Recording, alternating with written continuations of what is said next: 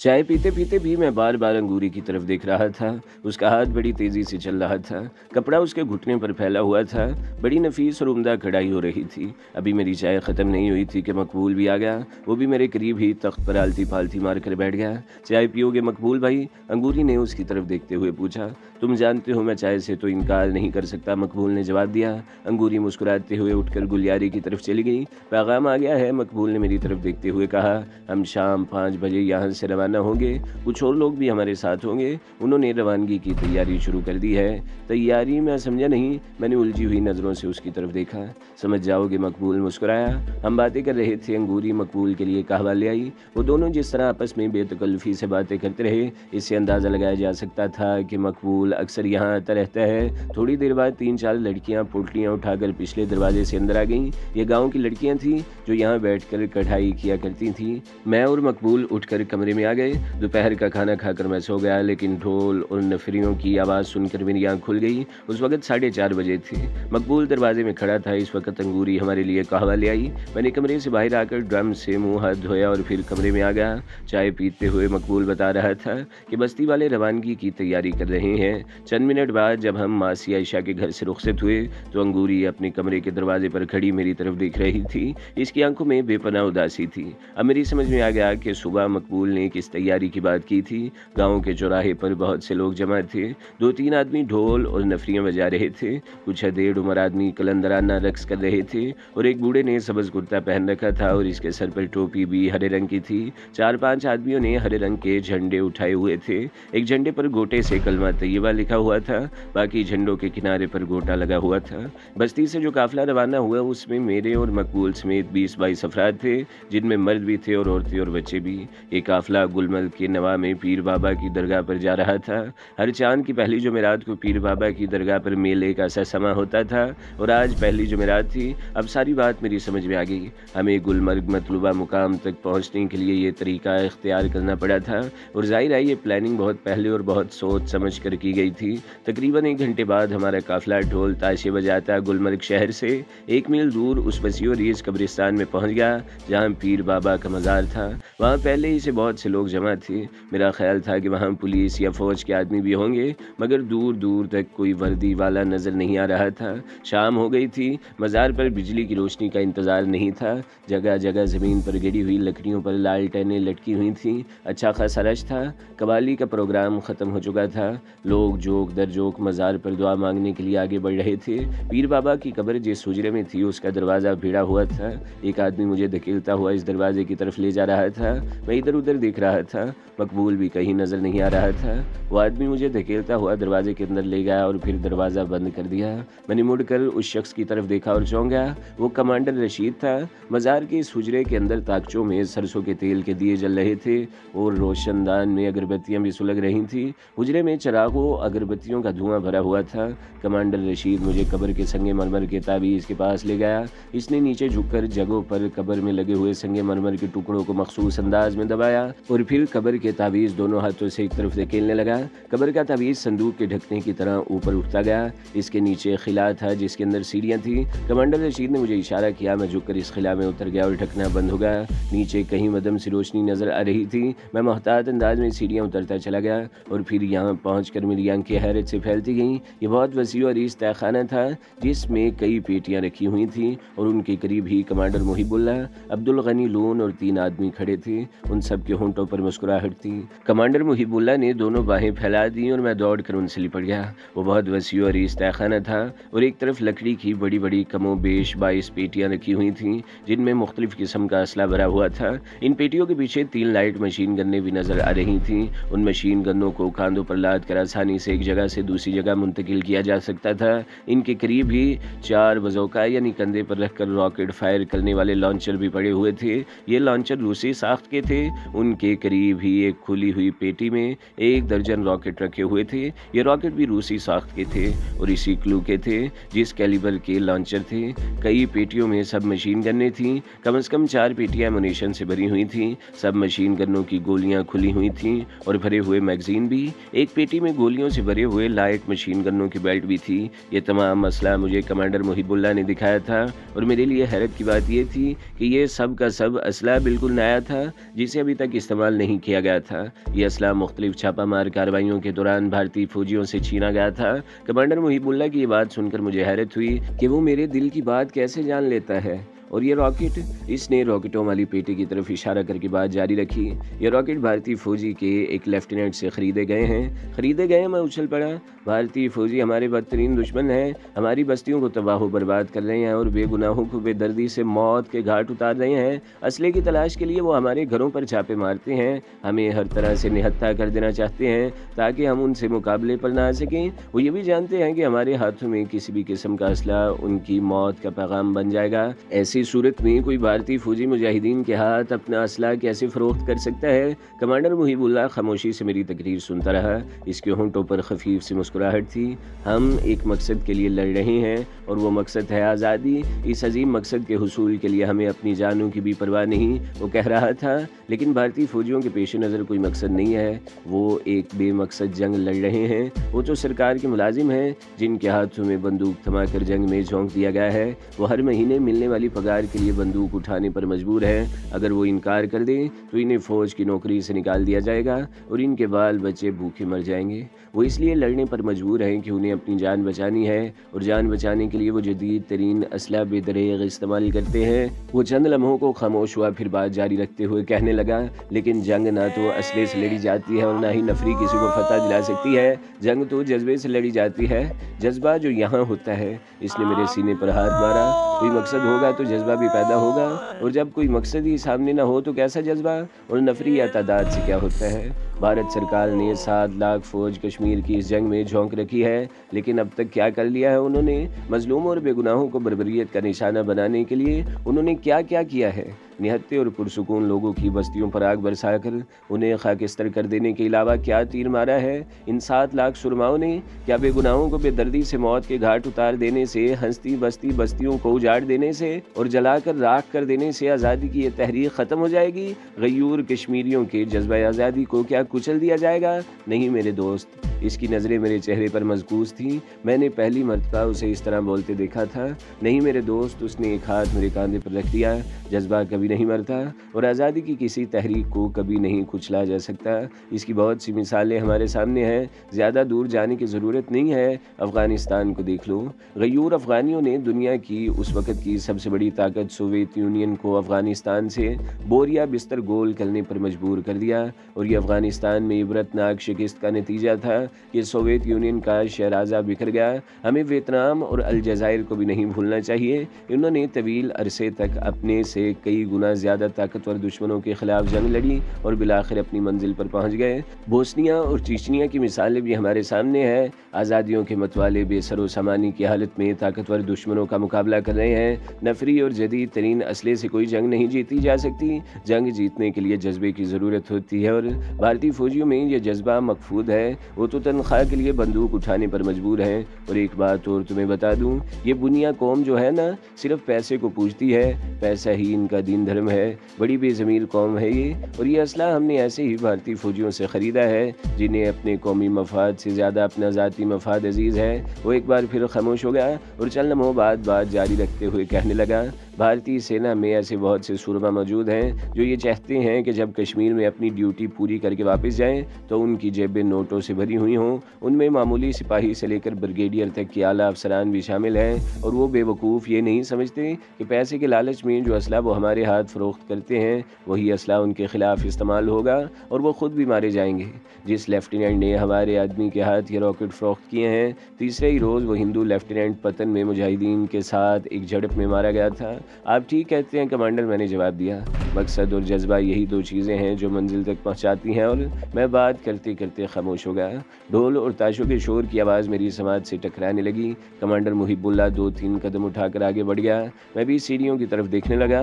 ऊपर से ढोल और नफरियों की आवाज़ बदस्तूर सुनाई दे रही थी, और फिर वो आवाज़ दफतन बंद हो गई और चंद सेकंड्स बाद 2 आदमी सीढ़ियों वाले रास्ते से निकलकर हमारे सामने आ गए। इसके 5 मिनट बाद 2 आदमी और अंदर आ गए। इस वक्त भी ढोल वगैरह وغیرہ کی آواز سنائی دی تھی۔ میں سمجھ گیا جب کسی کے اندر آنے کے لیے حجرے میں واقع قبر کا سنگ مرمر والا تمیز ڈھکنے کی طرف اٹھایا جاتا ہے تو باہر کی آوازیں سنائی دینے لگتی ہیں۔ تقریباً 1 گھنٹے کے اندر اس تہہ خانے میں 14 آدمی جمع ہو چکے تھے۔ ان سب کے حلیے بڑے عجیب تھے، کئی کی شیپ بڑی ہوئی، بال بڑے ہوئے تھے، بے تحاشا بڑے ہوئے تھے۔ کپڑوں کو دیکھ کر لگتا تھا جیسے کئی روز سے جسم سے جدا نہ ہوئے ہوں۔ ایک آدمی تو ایسا لگا جس کے کرتے پر 2 جگہ پیون لگے ہوئے تھے۔ ان سب کے حلیے دیکھ کر لگتا تھا جیسے وہ بھکاری ہوں، لیکن وہ بھکاری نہیں تھے، یہ تو کسی کروڑ پتی سے بھی زیادہ دولت مند تھے۔ ان کے پاس تو جذبے کی بے پناہ دولت تھی، ان کے پاس حوصلے کی قوت تھی۔ یہ اس وادی کے امین تھے جس پر غاصبوں نے قبضہ جما رکھا تھا اور یہ ان غاصبوں کو یہاں سے نکالنے کی جد و جہد میں مصروف تھے۔ یہ تو ہیروز تھے، کشمیر کی مظلوم عوام کی امیدوں کا مرکز تھے۔ مقبول اور حسن بسالپور سے میرے ساتھ آئے تھے، لیکن وہ اس تہہ خانے میں نظر نہیں آ رہے تھے۔ میں نے ان دونوں کو اوپر ہجوم کے ساتھ قلندرانہ رقص کرتے ہوئے دیکھا تھا اور میرا خیال تھا کہ وہ بھی کچھ دیر میں یہاں پہنچنے والے تھے۔ میں تہہ خانے میں ادھر ادھر دیکھتا رہا۔ اس تہہ خانے میں انسانی کوششوں کا کوئی عمل دخل نہیں تھا اور مجھے یہ اندازہ لگانے میں دشواری پیش نہیں آئی کہ اس تہہ خانے کے معرض وجود میں آنے میں بھی پانی کا کمال تھا۔ ہو سکتا ہے کہ اسی زمانے میں اونچے پہاڑوں سے آنے والا پانی اس جگہ کوئی راستہ پا کر زمین کے اندر داخل ہو گیا ہو اور پھر اندر ہی اندر چٹانوں کو اس طرح کاٹتا رہا ہو کہ یہاں زیر زمین غار بن گئے تھے۔ یہ عمل بھی صدیوں بعد پایا تکمیل کو پہنچا ہوگا۔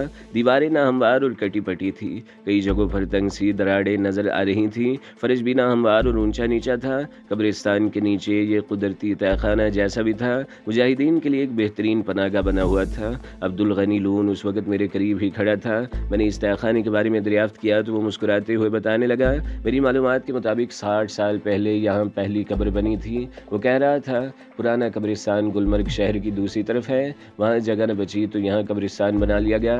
ہندوستان کے بٹوارے کے بعد کشمیر کا مسئلہ پیدا ہوا تو اس قبرستان کی آبادی میں بھی اضافہ ہونے لگا۔ آزادی کی تحریک جیسے جیسے زور پکڑتی گئی، یہ قبرستان بھی پھیلتا چلا گیا۔ تقریباً 30 سال پہلے، وہ ایک لمحے کو خاموش ہوا پھر بات جاری رکھتے ہوئے کہنے لگا، تقریباً 30 سال پہلے یہاں ایک قبر کھودی جا رہی تھی تو زمین کے نیچے کی مٹی بیٹھتی چلی گئی اور قبرستان کے نیچے اس وسیع و عریض غار کا انکشاف ہوا۔ اس غار کو راز میں رکھا گیا اور یہاں ایک حجرہ تعمیر کر کے ایک ضعیف العمر آدمی کو بٹھا دیا گیا۔ وہ بڑا اللہ لوگ تھا، کچھ لوگ اس کے پاس اٹھنے بیٹھنے لگے، اس طرح وہ پیر بابا کے نام سے مشہور ہو گیا۔ 10 سال پہلے پیر بابا کا انتقال ہوا تو اس کی قبر پر بھی ایک حجرہ تعمیر کر دیا گیا۔ اس دوران یہ پختہ قبر بھی تعمیر کر لی گئی۔ تہہ خانے کے راز کو چھپانے کا یہی ایک بہتر طریقہ تھا۔ یوں تو بھارتی وحشی فوجی جنازوں پر فائرنگ کرتے ہیں اور کوئی شبہ ہونے پر قبریں تک کھود ڈالتے ہیں، لیکن اس مزار پر انہیں آج تک کوئی شبہ نہیں ہو سکا۔ یہ تہہ خانہ مجاہدین کے لیے پچھلے 10-15 سال سے ایک چھوٹے سے اسلحہ ڈپو کا کام دے رہا ہے۔ یہاں جمع ہونے والے اسلحے کو روکا نہیں جاتا، وقتاً فوقتاً مجاہدین میں تقسیم کر دیا جاتا ہے۔ ضرورت کے وقت مجاہدین یہاں پناہ بھی لے لیتے ہیں۔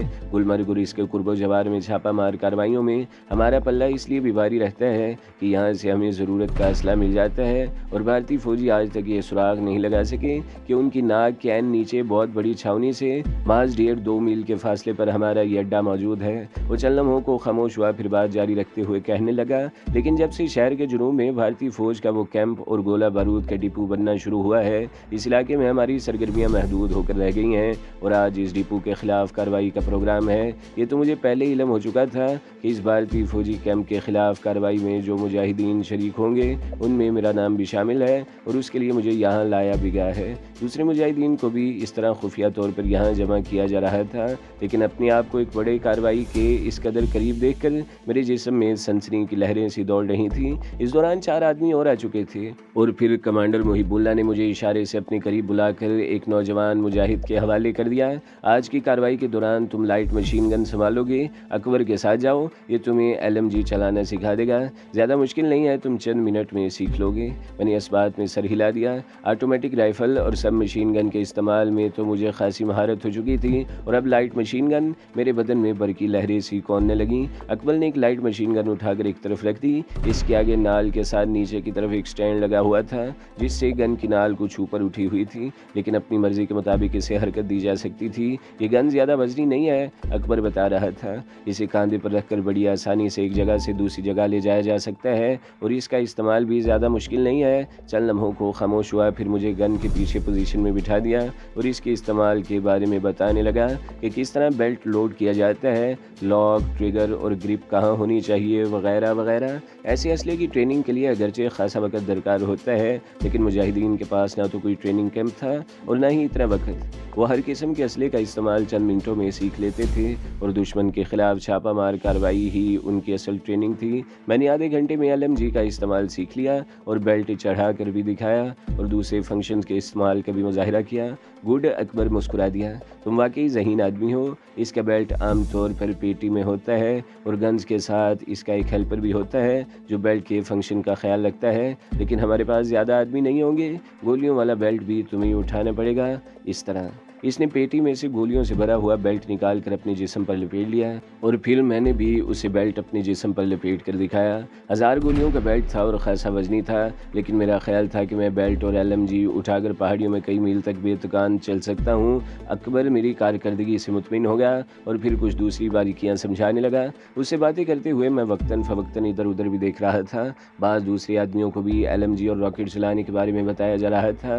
ایک بڑی کارروائی سے پہلے یہی وہ مختصر لمحات تھے جب ان مجاہدین کو وہ اسلحہ چلانے کی تربیت دی جاتی تھی جو انہوں نے پہلے کبھی استعمال نہیں کیا تھا، اور یہاں پر موجود کمانڈرز ان کی اس تربیت سے مطمئن تھے۔ اسی دوران تہہ خانے کے کونے میں جا کر ایک آدمی نے کیروسین آئل کے چولہے پر بغیر دودھ کی چائے بنائی۔ یہاں اس سے پہلے شاید اس سے بھی زیادہ تعداد میں مجاہدین آتے رہتے تھے، اس لیے مگوں اور پیالوں کی کمی نہیں تھی۔ چائے تقسیم کرنے کے ساتھ اس نے زمین پر چادر بچھا کر ایک بڑی سی پوٹلی کھول دی تھی جس میں نمک ملے آٹے کی روٹیوں کا ڈھیر لگا ہوا تھا۔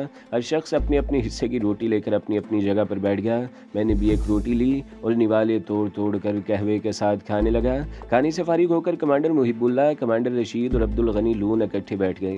ہم لوگ بھی ان کے گرد جمع ہو گئے۔ کمانڈر محب اللہ زمین پر بھارتی فوجی کیمپ کی لوکیشن کا نقشہ بنا کر حملے کے پروگرام کو فائنل ٹچ دینے لگا۔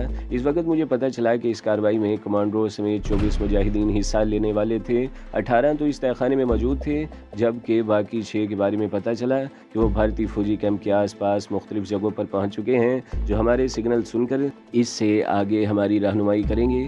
طے شدہ پروگرام کے مطابق کیمپ پر حملہ 3 مختلف اطراف سے کیا جانا تھا۔ اس طرح مجاہدین بھی 3 پارٹیوں میں تقسیم ہو جاتے، ہر پارٹی میں 8 مجاہدین ہوتے۔ ایک پارٹی کمانڈر محب اللہ تھا، دوسری پارٹی کی کمان کمانڈر رشید کو سونپی گئی، جبکہ تیسری پارٹی کی قیادت عبد الغنی لون کے سپرد کر دی گئی۔ ہر پارٹی کو کارروائی مکمل کرنے کے بعد مختلف سمتوں میں فرار ہو جانا تھا۔ میں کمانڈر محب اللہ کی پارٹی میں تھا اور ہمیں انتہائی جنوب کی طرف سے کیمپ پر حملہ آور ہونا تھا۔ یہ بھی طے ہو چکا تھا کہ ہر پارٹی کسی سگنل کا انتظار کیے بغیر ٹھیک 4 بجے اپنی کارروائی شروع کر دے گی۔ وہ فوجی کیمپ اسی قبرستان سے تقریباً 5 میل کے فاصلے پر تھا۔ راستہ پہاڑی اور خاردار دشوار گزار تھا جسے طے کرنے میں کچھ وقت لگ سکتا تھا۔ کمانڈر محب اللہ کا حکم سنتے ہی ہم تیار ہو گئے۔ میں نے لائٹ مشین گن کی گولیوں والا بیلٹ اس طرح اپنے سینے اور باقی جسم پر لپیٹ لیا کہ ضرورت کے وقت جسم سے الگ کر کے استعمال کیا جا سکے۔ LMG میں نے دائیں کاندھے پر لاد لی۔ کمر پر بندھے ہوئے پٹکے میں نے ایک پستول اور اس کی چند میگزین بھی اڑس لیے تھے۔ ہر پارٹی میں ایک راکٹ لانچر بردار بھی شامل تھا۔ اس طرح 4 راکٹ بھی ان تینوں کے حصے میں آئے تھے۔ انہوں نے راکٹ چادروں میں لپیٹ کر پشت پر لاد لیے تھے۔ ہر پارٹی میں 2 لائٹ مشین گنیں تھیں۔ پستول یا ریوالور ہر ایک کے پاس تھا۔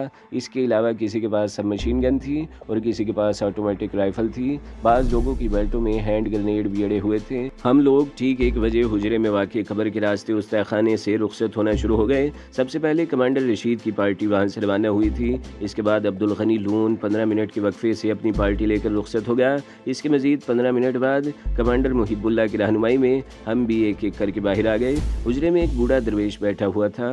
آخری آدمی کے باہر آتے ہی اس نے قبر کا دروازہ بند کر دیا اور ہمارے ساتھ ہی حجرے سے باہر آ گیا۔